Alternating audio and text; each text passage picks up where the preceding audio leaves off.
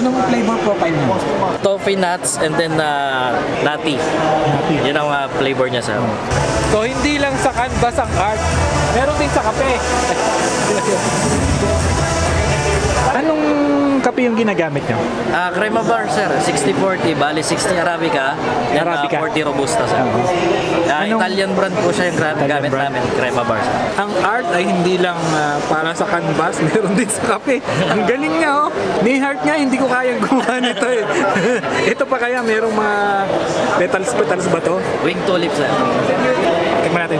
Tingnan nyo yung notes ng kape sir. Hindi siya papayat, hindi siya maasim. Routine nating ano. Nati choco. Ang sarap. Para siyang yung almond na Sir, ni Rose ano.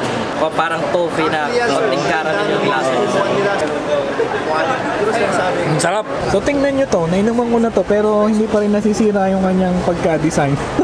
So nandito po kami with the partnership with Jolly Cow.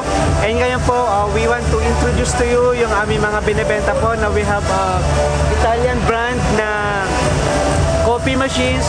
Meron po tayong mga sauces po na Malaysian brand like Catcher Gourmet. Meron din po tayong Italian brand po ng coffee beans, yung ating crema bar. So punta na po kayo dito sa Coffee Expo para at least maramdaman niyo rin po yung spirit po ng coffee dito sa Quezon Province.